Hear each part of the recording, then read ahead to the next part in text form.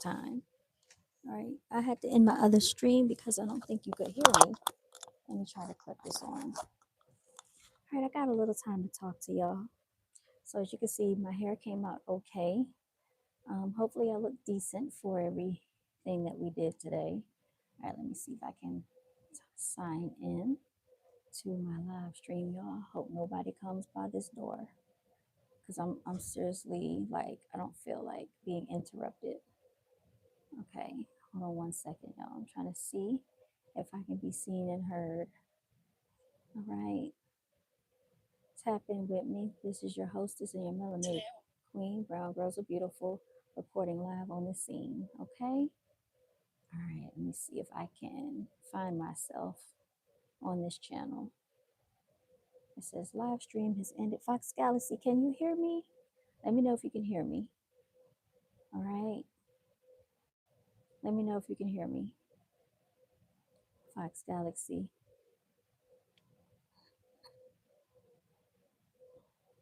Can I be heard? Can you hear me, Fox? Okay, good. Maddie Ice, it's been a while since I've seen you. Welcome, welcome, welcome to another episode of Brown Girls Are Beautiful. We're live and direct in the building. Nice to see you guys. Thank you for the like. So good. I'm glad you can hear me. So you saw me earlier. Thank you, Eric. You always say that. I don't have anything done to my nails, by the way. So, but thank you anyway. So as you saw me earlier, I have the lights off in here, y'all, because Fox said, "Hey, you two." I have the lights off in here because I have a headache, and all of the children just went to gym, and I just needed time to myself. I started to go to the car to talk to y'all, but I didn't feel like walking all the way outside in the rain. That means I would have had to come back in here, grab my key or the bag, walk all the way to the other end of the hallway to the school through the doors. So I just said I'm just gonna come into the classroom, close the door. I probably should close the curtain because when people walk past, like we're the very last classroom on the end, and if they come through the door from outside, they can kind of see in here a little bit, but I'm hoping nobody comes in here. Thank you, blessed with long, slender fingers. I appreciate you. So, yes, we had an assembly today. Kindergarten got awards, so did first grade. This class got an award for the most improved, I think, in reading. Some of them got math awards. We have one kindergartner in here that got a first grade award, and he also goes to second grade hall in the evening. So he's reading like particularly on a second grade level. And his mother came. A few of their parents came. We have a set of twins in this classroom also. And one of the twins got an award, the other one did not. Um, most of the class got an award. There were a couple of people that did not. So they're going to have some type of celebration for them. And then the ones that don't get to go to the celebration, they're going to be in a different classroom going through some type of classwork or lesson plan, y'all. So the whole consensus and idea is to push them to strive for more. Because what I am noticing, y'all, is that some of these children are not putting any effort into their work. Like we were working on an animal book about trees. How do trees help animals? So we know that animals provide food for humans, and trees provide food for the animals, like shelter, nuts, berries, fruit, all these things, and leaves. So one boy drew a picture of a tree and colored it red. And I'm like, "Do you see red trees around?" He said, "No." So I'm like, "Well, why would you draw this?" So I said, I looked in his crayon box. I'm like, "If you need more colors, why don't you just ask me?" There's a whole supply of crayons behind me, y'all. So I brought him over here. I said, "Let me know what colors you need. Do you need green? Do you need blue for the sky? Do you need yellow for the sun? What do you need?" And I said, "Do you need brown?" He was like, "Yes." I said, "From now on, ask me. And if you need more, just come get me." But it's like some of them, it's like they cannot critically think and they don't think at all. I'm like, it's very concerning. It's very concerning. When I asked him, I said, "Do you practice at home your sight words?" He had an excuse. He was like, but we live in two different houses. We have two houses. I said, it's still no excuse. That means he has a mommy and a daddy, and they both need to participate in his learning. Because I'm telling you, it's like sometimes I really question. I question a lot about how their brains are taking in information, y'all. It's really scary out here. If your child is not comprehending, they can't critically think, they can't analyze. And he's the type of person where you have to tell him every single thing to do. Like he can't do stuff on his own, and that's scary. And I like to give them choices and options, because sometimes you can handicap a person if you're always telling them everything to do. And that's one thing I don't like about school, y'all, because I know when we were in thank you, Eric. I know, yes, Fox, I know that when we were younger and in school, we were always having someone dictate to us about what to do, where to go, even in college, how to think. You know what I mean? I want children to feel like they can be themselves around me, but I don't want them to like not try and not put forth effort, because then that gets frustrating if they're not trying and they're not getting the push that they need at home. Then it's like, what is the whole purpose behind any of this? Like, why even go through all of this? I get so frustrated sometimes, y'all. You like the purple outfit? Thank you. I should stand up and do a little spin for you. I threw this thing together, y'all. I threw this together today. I didn't know what I was gonna wear, and I was gonna wear something like a different shirt, and I ended up with this instead. Thank you, Eric. I appreciate you. So that's just my thing on that. Right now, our weather is rainy today. I told you that it was going to be rainy, and it is. So instead of going out there and having my hair get wet, I just stayed inside. I didn't really bring lunch today. I ate a banana, and I have some water. I have some pineapple juice, and I have a fruit cup that I can eat. But that's about it. I'm not that hungry. I had a graham cracker earlier. They had snack time, and they had popcorn.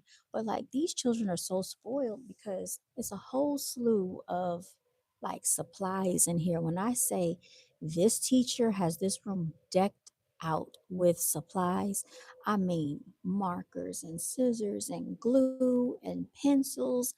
um they even have like a whole supply of snacks and like little drinks and stuff. And so they ran out of the Cheerios. They already had Cheerios, but I ended up bringing a box of Honey Nut Cheerios in here.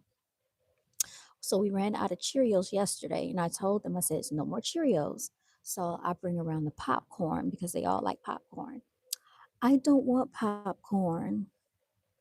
I want Cheerios. I said, "It's no more Cheerios, y'all."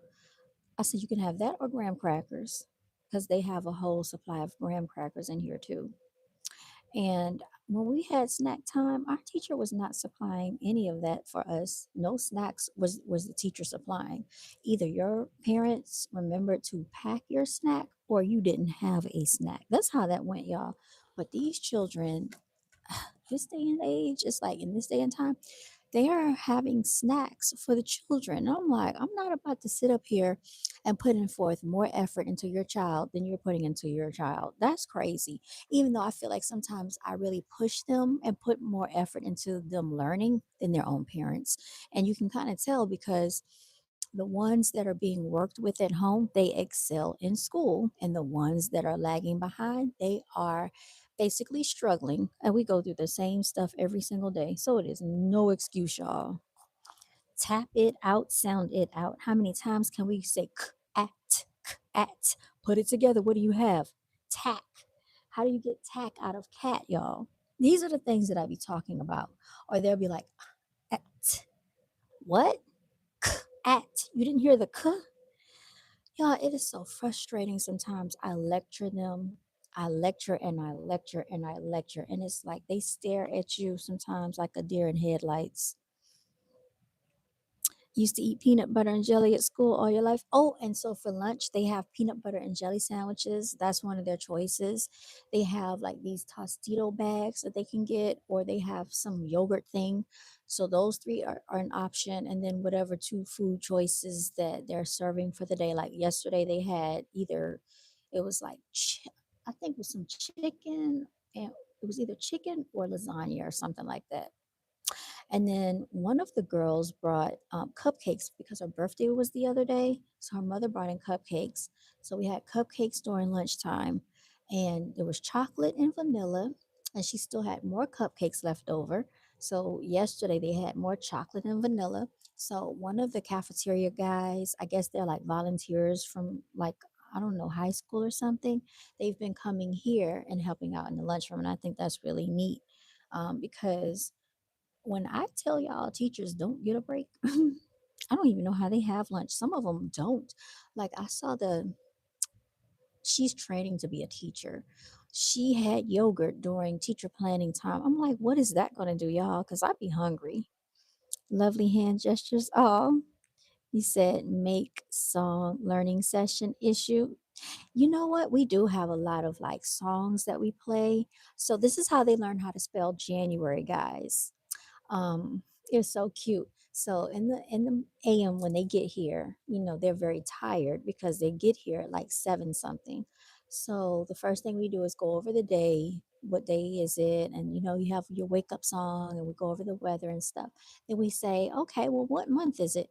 So they know how to spell January, guys, in kindergarten, which I think is very impressive because it has so many letters, but they put it in a form of a song. So they go, so this is what I do. I say, look, how do y'all spell January? I said, no peeking, no looking, close your eyes and turn around. So they'll turn their backs, close their eyes, no peeking. January,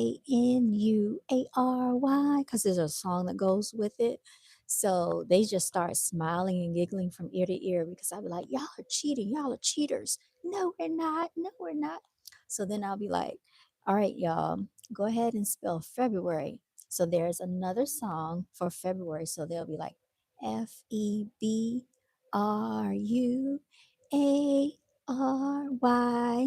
And they were like, we don't have to look. We don't have to look. I can do it without looking. So I try to, make it fun for them. That is impressive. So that just shows you that these children have the unlimited capability of learning whatever, and we kind of are like that too, but as adults our synapses in our brains are still not formulating like the children, so they have all this room for new synapses to be made, new connections in their brain are formulating, so they're taking in the world a lot differently than what we are because we've already been predisposed to the world.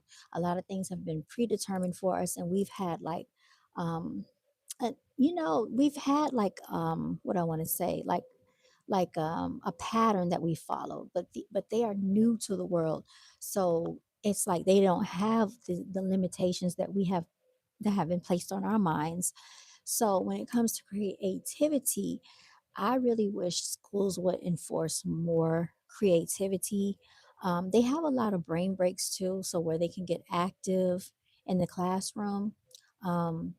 Just like hands on stuff too. Like they do have that.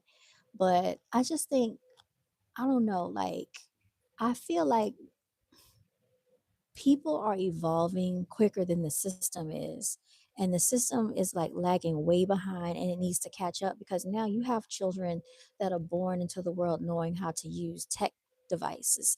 Like every kindergartner in here knows how to log into their iPad, they know how to use their QR codes, they know how to get into their apps, they know how to log out. So to me, we didn't have that when I was in school, so that's very impressive. You are very slender. And how do you maintain your fitness, Eric? I have always been naturally petite.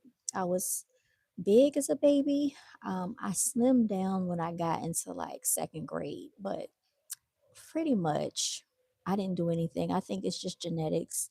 I've always been real petite. I tried to gain weight in high school. I was trying to eat a bunch of fast food, and that didn't do anything but send my what do you call it, carbohydrates.